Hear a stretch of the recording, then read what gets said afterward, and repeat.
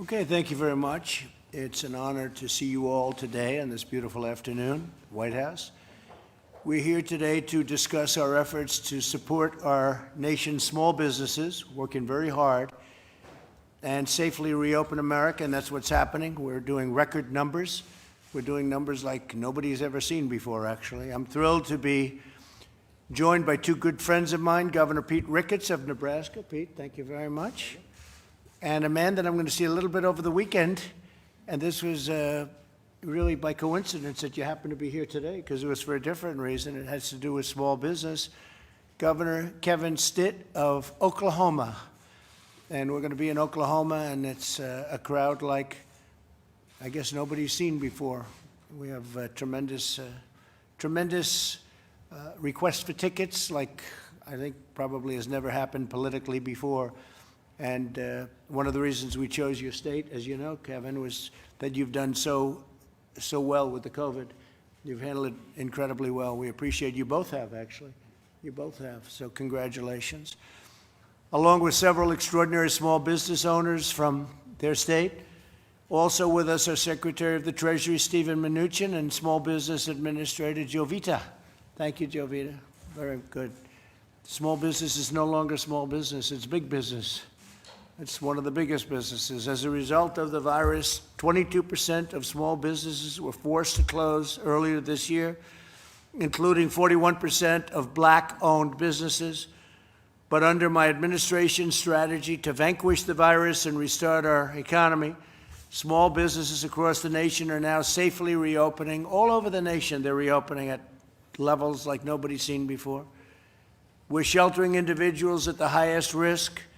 If you look at really high-risk individuals, we are really watching them and we're taking care of them. And we know what the high risk means, but largely it means older people, especially older people, senior citizens that have a tremendous, they have a problem, if they have a heart problem, if they have diabetes, if they have any kind of a problem, they're much more susceptible. So we're all watching that very closely.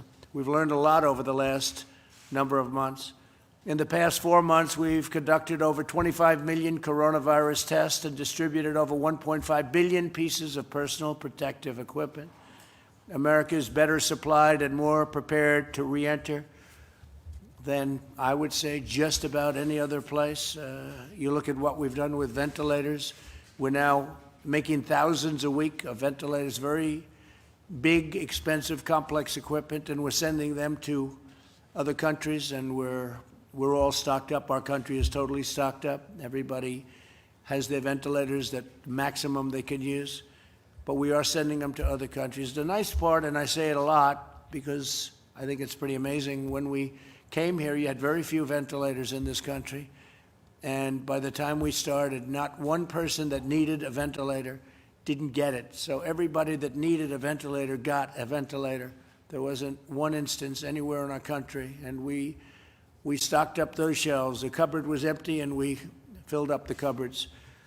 In the past 4 months, tremendous things have happened, but I think probably the biggest thing of all is the knowledge that we've gained of this disease, of this plague, of this virus, call it what you want, to help small businesses survive the shutdown. I approved over $670 billion for the Paycheck Protection Program, and Steve, that's been a tremendous success. And we're talking with Democrats about doing something further now, but the numbers, the way they're coming in, it's been really incredible. So we're able to spot it, but we're here to help businesses and to help people. To date, we've processed over 4.6 million small business loans, saving and supporting an estimated 50 million American jobs, Jovita. That's incredible.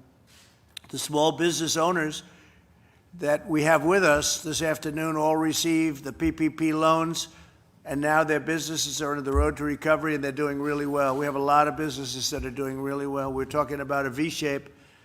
We're almost like an I shape. I is straight up and down, but I talked about V shape, and a lot of people disagreed with me. Not everybody, but a lot of very smart Wall Streeters were disagreeing. Now they're pretty much coming on board, saying it looks like it could be a V. So a V is the thing we were shooting for, and it looks like that's what we've got. I want to thank our people and my representatives for their decisive actions. And last month, we added a record 2.5 million jobs. It's the highest in the history of our country in 1 month. That's the highest number of jobs, 2.5 million. The Dow rose above 26,000 points, and we saw the largest surge in retail sales ever recorded. Next year is shaping up to be one of the greatest years in the history of our country from an economic standpoint. I truly believe that. I think we're going to have a great third quarter. We're going to have a great fourth quarter, and next year is going to be a phenomenal year. I believe that NASDAQ actually set the record. During a pandemic, NASDAQ they broke their record, Larry. Is that a correct statement? So it was higher than even before. It's an amazing achievement. After I was elected president, our country added more than 7 million jobs, 12,000 factories, and trillions of dollars of wealth.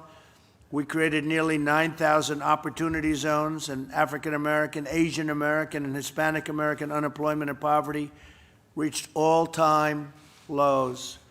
We had the greatest employment numbers we've ever had, and then we had to turn it off. We saved millions of people by doing it. We did the right thing, and now we're turning it back on, and the numbers are going up much, much faster than anybody would have thought. And it's a great honor to see it. And these two governors, by the way, have done a fantastic job. Two very extraordinary men, Nebraska and Oklahoma.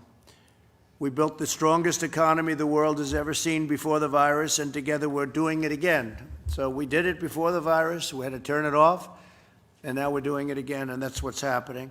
So now I'd like to, maybe we'll start off with Governor Ricketts, and then we'll get to my friend over here. I'll be seeing so much of you in the next couple of days. I'll take you second. Okay, thank you very much. Please. Well, thank you very much, Mr. President, and to all of your team here. We really appreciate your effort, your leadership, and that of your teams to be able to help us through this pandemic and really give us the tools to be able to manage it. The PPP program you mentioned has been tremendously successful in Nebraska because of the great relationships our community bankers have with our small businesses. We were able to take advantage of that and really cover over 80% of our payroll. So it really was a fantastic way to be able to keep people working. We had the third lowest unemployment rate in April, and we want to keep people in their jobs. We really appreciate all the work you're doing. And we've, you may recall, we were one of the few states that didn't issue a stay-at-home order or a shelter-in-place order. What we did is try to take common steps and ask people to take responsibility, to be able to follow the directives that you all were putting out with regard to avoiding large groups, washing their hands, that sort of thing, and making sure they keep 6 feet in distance in public, that sort of thing.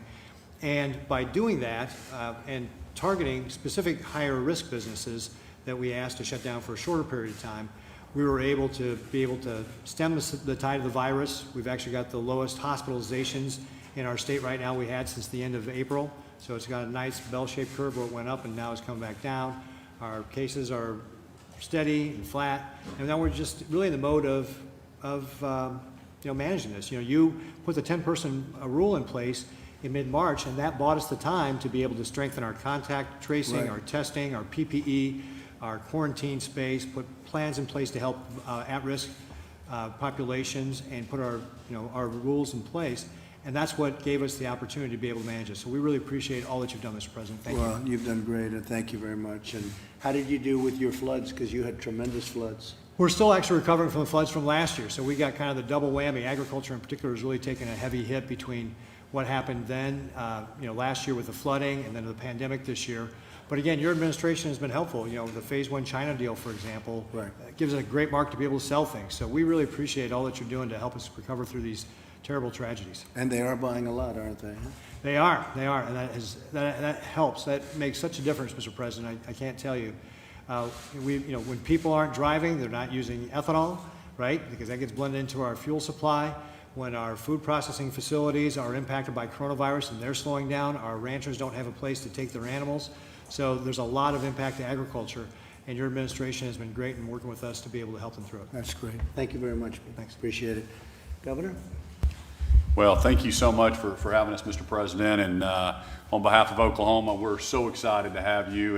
And like you said, I don't know if people caught that, but over 1 million people have requested tickets to come to come to this event. So it's just going to be an amazing. Oklahoma's ready for your visit. It's going to be safe, and we're really, really excited. But, you know, during this whole COVID crisis, as we've been fighting it, your administration has been having calls twice a week. The vice president have been so helpful to myself and all the other governors, listening to what our needs were and providing everything we need. So it's just been going great. And so we're one of the first states that has safely and measurably reopened. We went to phase 3 on June 1st. So we're 56 days into our reopening plan.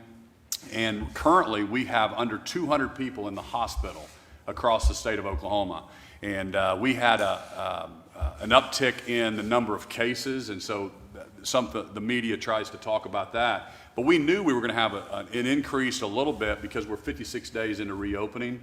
But what's interesting, it's the 18 to 35 group that we've seen a slight increase, but they're the asymptomatic, and we're testing so many more people right now than we were initially, and the positive cases are still 3.8%. So we've seen a steady decline in the hospitalizations, and we have to learn. I tell Oklahomans that COVID is in the U.S., it's in Oklahoma. We have to learn how to be safe and how to have to move on. And so we were able to build capacity, because the whole reason I issued 25 executive orders in Oklahoma was to build capacity in our hospitals and also the PPE, and we were able to do that and really flatten that curve, and that was our objective.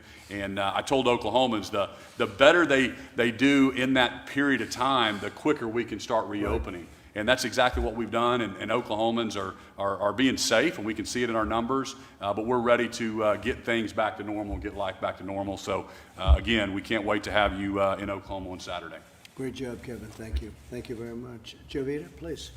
Thank you very much. I appreciate the opportunity to meet Glory and Patel. Thank you. And also to be able to visit many businesses throughout the states. I traveled to North Carolina as well as Dallas and visit with the faith base and the lending community, as well as some small businesses, to feel and see and as evidence of how PPP is actually working, not only in the faith base, not only in the small businesses, but also the lending community. What more can we do to facilitate more capital for the small businesses? The underserved communities are also being sought after. We've asked the lenders, the very diverse lenders that we've signed up, over 5,400 of them, to provide outreach, very aggressive outreach to our inner cities and underserved communities. I've spoken with some of the governors, I've spoken with the mayors as well, that we need to do more. There's over $100 billion available remaining in the PPP program, a very successful program. You've shared, Lori, how you've been able to transition your business from a very high end to a takeout and still maintain the customer base.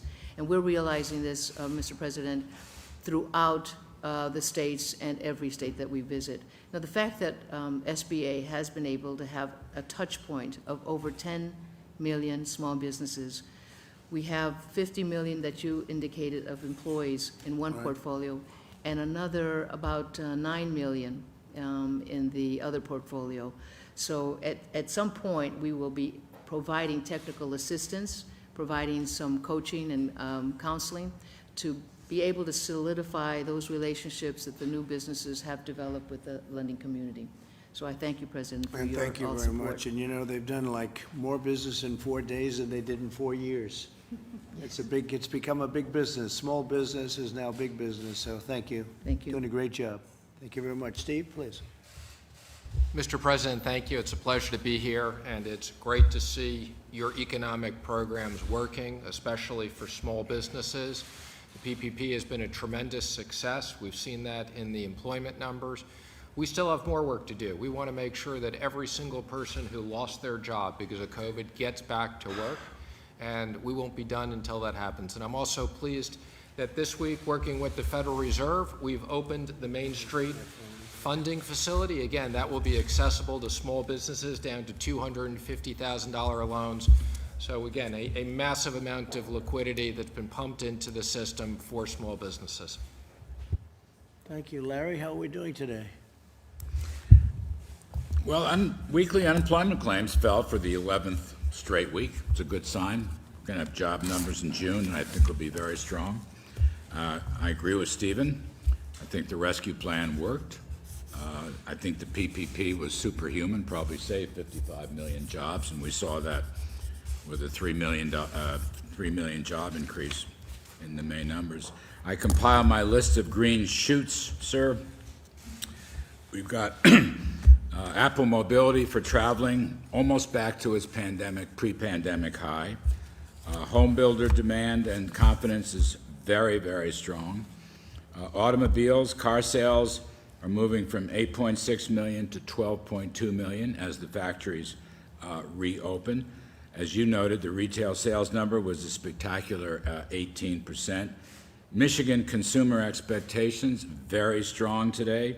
NFIB Optimism Index, expect economy to improve, a record jump. Expect economy to improve, a record jump.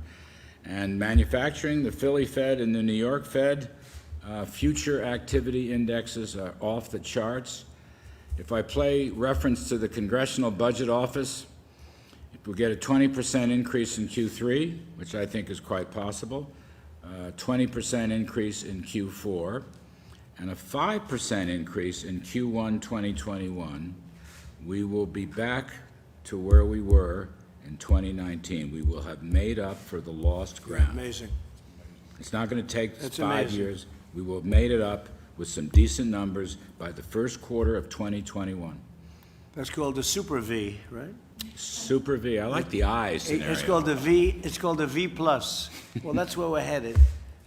But we were headed to great things, and then we got hit by the Chinese plague. So that happens too, and things happen that you don't expect sometimes. So, but we built it once.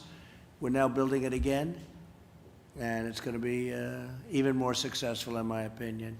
Kaylee, please. Yes, Mr. President. I would just note that the V is indeed an I, and you've described this economy like a rocket ship previously, and I think the numbers you laid out are worth reemphasizing because it's exactly that. 2.5 million jobs added, blowing past expectations. You had the experts off by about 10 million jobs. That's quite an extraordinary number to be off by. Also, the Dow above 26,000 points. You mentioned the NASDAQ setting the record.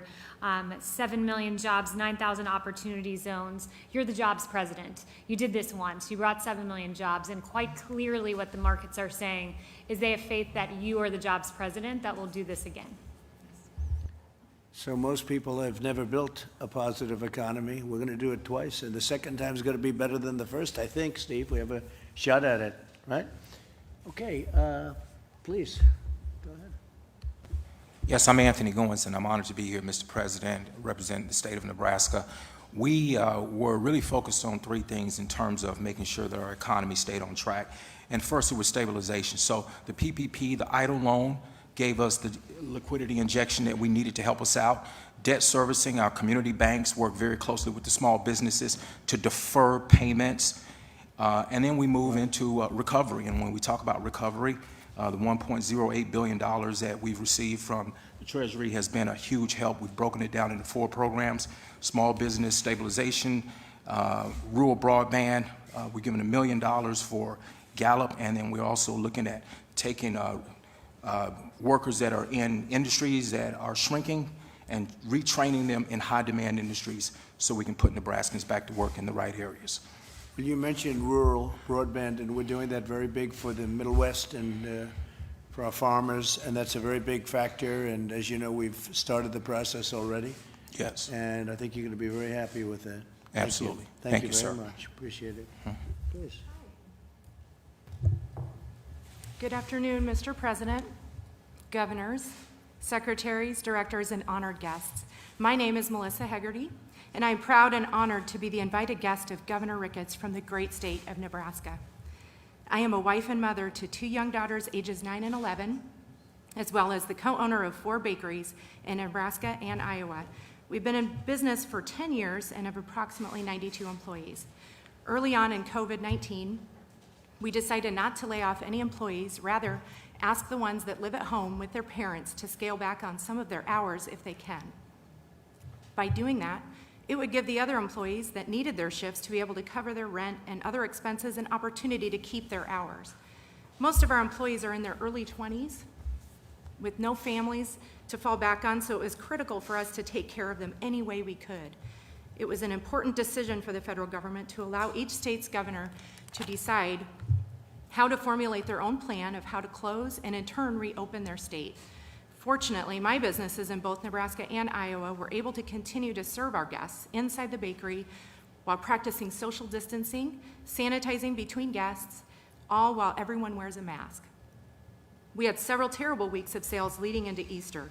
It was easily the scariest time of my life as a business owner, not knowing what would happen next. We did apply for and receive Paycheck Protection Program funds through our small locally owned bank, who we've had a strong relationship with since we started back in 2010. That program has been helpful for us to continue to meet our fiduciary obligations in terms of promises to our staff, as well as paying our monthly bills. As the virus continued past Easter, we were able to increase our delivery business while adding a new service for our guests, curbside pickup. But with curbside pickup, it did come with some challenges. So increased labor would be probably the biggest effect on our bottom line. Additional employees have been added to answer the phones, and runners are needed to take orders out to the guests waiting in their car. By mid-May, sales were picking up, and we did have our best Mother's Day ever, seeing double-digit growth over last year's weekly sales.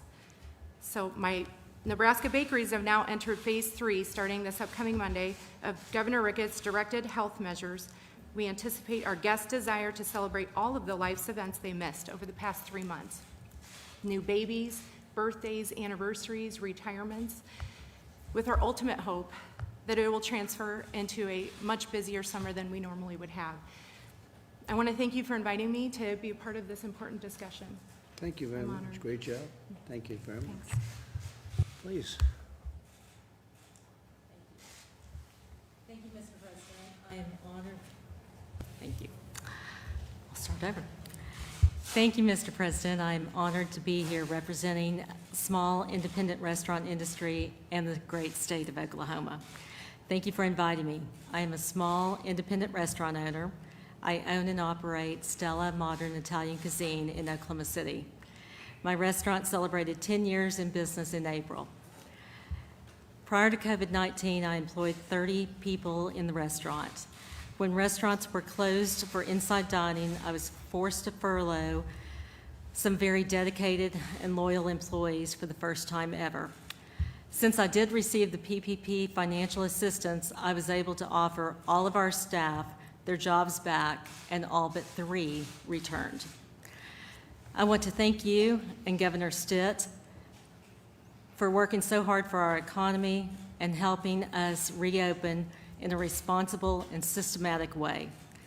Our industry worked very closely with Governor Stitt and the Health Department of Oklahoma on guidelines to reopen with a phased approach. It has been good to get back to work and to be able to serve our guests.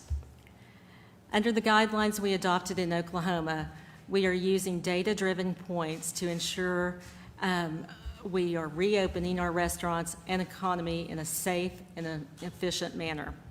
In reopening, our number one goal has been to keep our customers safe as well as our employees. We know there is work to be done to create a sense of confidence in our diners as well as our employees and help people feel good about dining out again. We are diligently following all the guidelines on using PPE for our employees, doubling our sanitation practice, and encouraging our customers to follow the suggested guidelines for social distancing. Restaurants have always had outstanding protocol in place for safely preparing food and serving our customers in a safe manner. As you're aware, the restaurant industry has suffered greatly during this unprecedented time. Our job loss and lost sales has been overwhelming. So I want to thank you for working so hard for our economy and signing into a law, the CARES Act, which provides PPP forgivable loans to help our industry and our economy at large get back to work. There is more that needs to be done, and we appreciate the opportunity we have to work closely with you, your administration, and our congressional leaders for next steps to get our economy and our industry back to work and fully open. President Trump, America's restaurant industry is grateful for your leadership in guiding us through this pandemic. Thank you again for inviting me to meet with you, and thank you for Governor Stitt for your leadership in getting Oklahomans back to work. That's very nice, and we're going to try and get deductions back for your restaurant industry, and you can look at that man right over there. He'll be carrying the message, but we're looking for the deductions for entertainment, restaurants, and you'll get it right back bigger than before, okay? Thank you. Working very hard on that. Please.